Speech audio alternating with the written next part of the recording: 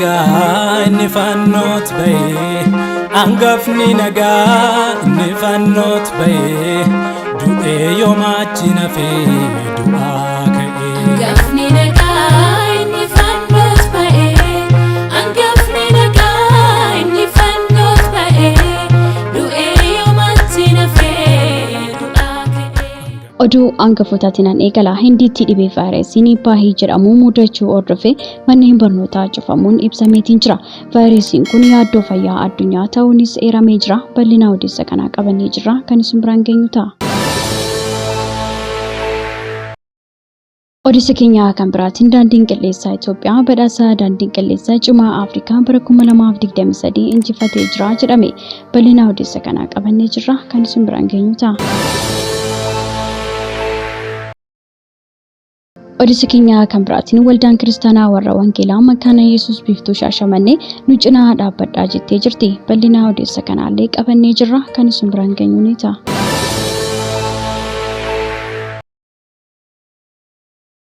Odeessa keenya kan biraatiin mootummaan naannoo Oromiyaa bara haaraa bara 2016tti walitti bu'iinsi Oromiyaatti hidhattoota waliin taasisan marii fi marabbaan akka xumuramu waamicha dhiyeessanii jiru.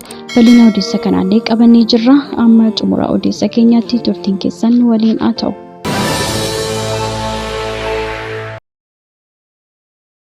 Nagaa fi araarri Kiristoos bakka jirtanitti hunduma keessaniif haa baay'atu. Akkam jirtu daawwattoota Kiristiyaan Miidiyaa. Odeessa wayitawaa yeroo kanaaf siniif qindeeffannee isin biraan ga'uuf qabannee dhiyaanneerra. Hamma xumura qophii keenyaatti wajjin turaan affeerraa keenya. Yeroo jalqabaaf gara chaanaalii sagalee Kiristiyaanota maraatee Kiristiyaan Miidiyaatti kan dhuftan subscribe gochuudhaan mallattoo beelii sana fuulduratti isin ba'ullee haala tokko gadi tuquun ol kan jettu irra kaawwachuudhaan maatiiwwan keenyatti dabalama. Like share gochuudhaanis immoo yaada keessan immoo koomentii irratti nu qooduudhaan odeeffannoowwan kiristiyaanummaa wayita gadhiifaman akka isin naqqaban gochuu hin dagatinaa isinin jenna.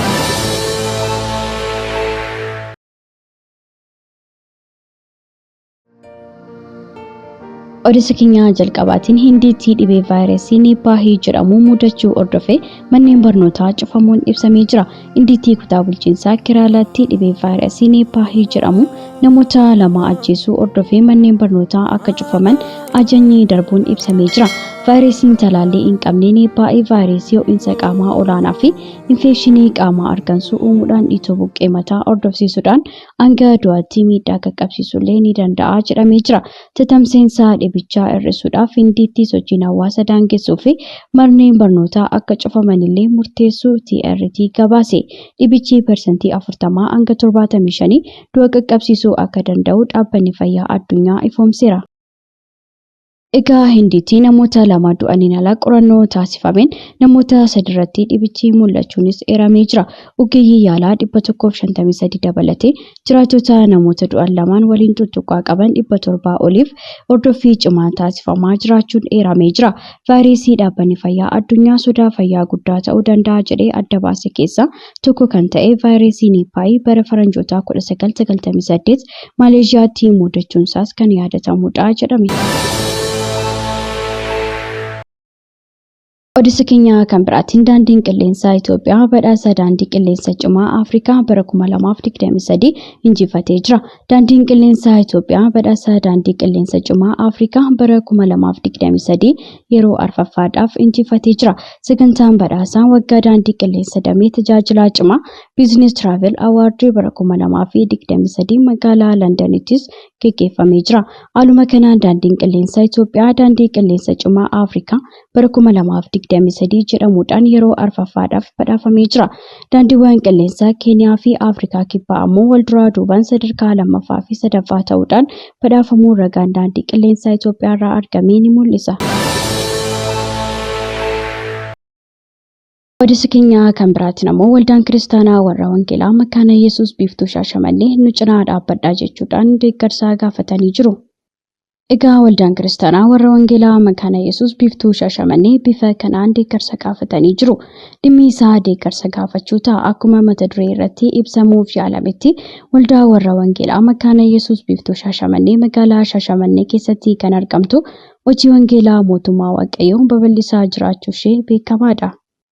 haa ta'u malee waldaan kun mana waldaa kireeffattee wangeela mootummaa waaqayyoo waan babal'isaa jirtuuf waldaa kana mana kiraa keessaa baasuun waaqayyoo fuuldurattis hojii filatamaa ta'ee argameetiin jira. Egaa waldaan kun karaa tokkoon wangeela mootummaa waaqayyoo babal'isuuf dhiibbaa keessa jiraattus yeroo waaqeffannaa adda addaatti lubbuu aaraan gara gooftaatti amanaa kan jiranii fi baay'inaan amala amantoonni isaanii dabalaa akka jiranillee ibsaniitiin jiru. Egaa lubbuu aaraan gooftaatti amanaa jiraachuu fi baay'inni amantootaa dabalaa adeemuun ammoo abdii guddaa namatti kan horudha. Kanaafuu waldattiin waldoota yookaan ammoo namoota hojii wangeelaa babal'isuuf hojjetaa jiran tumsuudhaaf deeggarsa maallaqaa ta'ee kanneen biroos tumsuu barbaadan adaraa keessan nu bira dhaabbadhaa wangeelaa mootummaa waaqayyoo babal'isuu keessaas qooda qabaadhaa jecha yoo deeggarsa keessan taasisuu barbaadan waldaatti kallattiidhaan xalayaa galatoomaa kan isiniif kennitu yookiin kan isiniif qopheessitu waan ta'eef kana hubachuudhaan adaraa keessan nu deeggaraa nu bira dhaabbadhaa jedhanii jiru. Kanaafuu amantoonni karaa lakkoobsa herreegaa baankii daldalaa Itoophiyaa Naal Awaash akkasumallee hojii gamtaa Oromiyaa waldattiin banattee akka ta'u kabajaan beektanii maallaqa keessan akka arjoomtan yeroo sana ammoo nagayeen akka isiniif laatamuuf karaa toora feesbuukii keenyaa akkasumallee karaa toora iimeelii keenyaa akka nuuf ergitan jaalala gooftaan isin gaafanna jechuudhaan dhaamsa isaanii dabarfatanii jiru.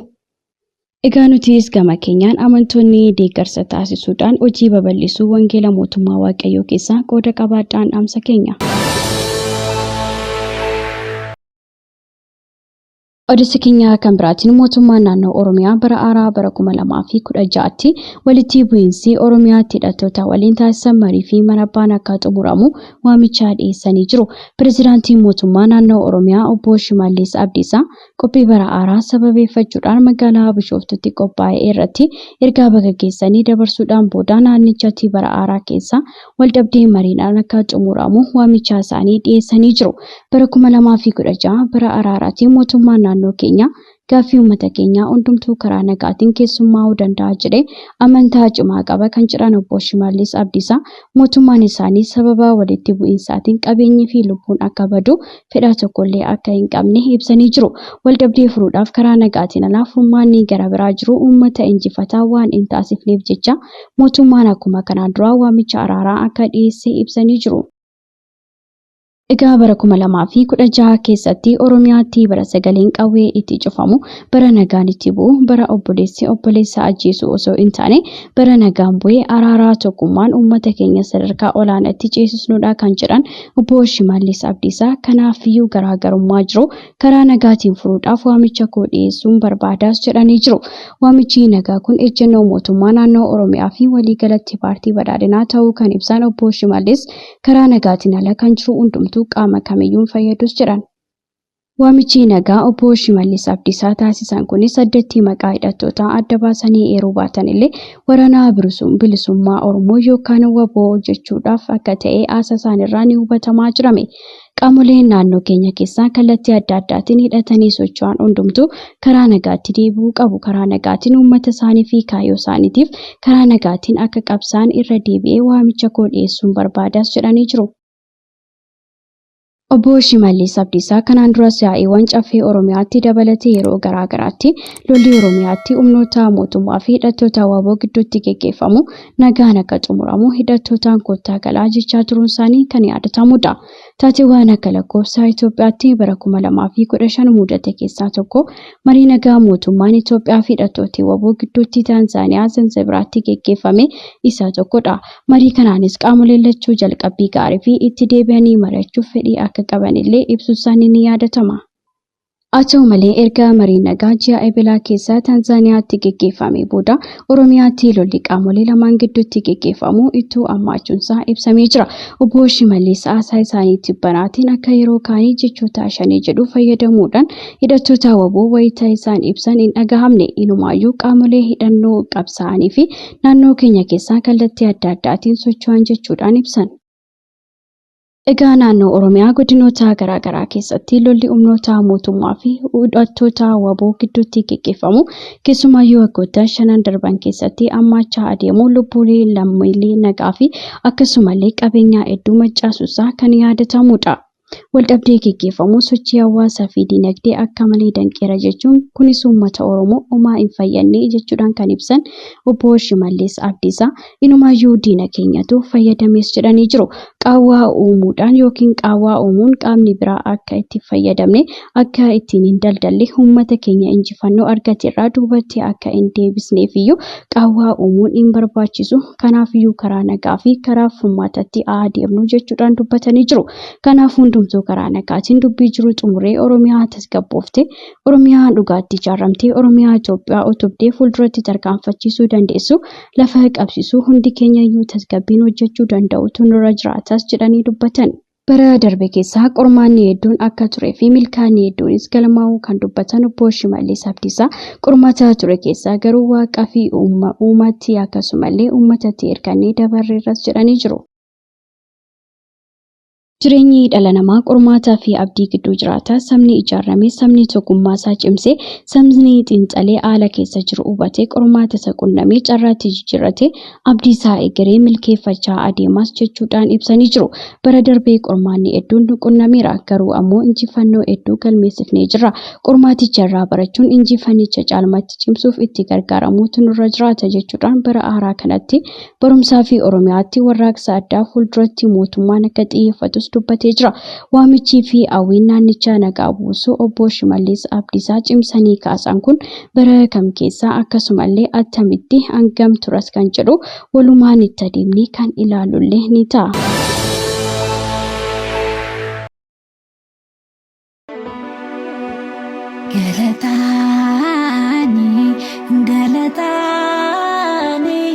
Galatani olansena manake Isanaaf ta'ifi waaqummaake anwaalini madalu hindarbam kana birase ati waaqa wanta teef sinjajadha nama sammasi hindarbam kana birase ati uuma wanta teef sinjajadha nama sammasi hindarbam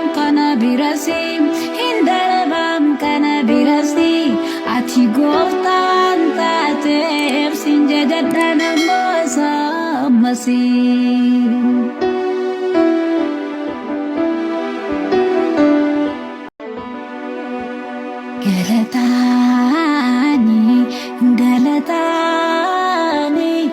Galatani olansena manake Isanaaf ta'ifi waaqummaake anwaalini madalu hindarbam kana birase ati waaqa wanta teef sinjajadha nama sammasi hindarbam kana birase ati uuma wanta teef sinjajadha nama sammasi hindarbam kana birase ati goofta wanta teef sinjajadha nama sammasi.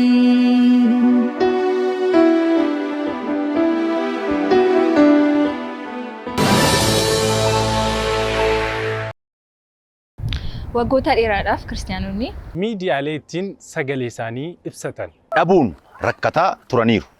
Bari'uun waan hin oolleef maarree kunoo Kiristiyaan miidiyaa sagalee nuuf ta'aa jira. Kanaaf miidiyaa haqaa odeeffannoo dhugaadhaaf wayitaawaa yuutuubii Kiristaan miidiyaa subscribe, like, share godha. warra sagalee dhabaniif sagalee ni taana. Yesuus fayyisaadha.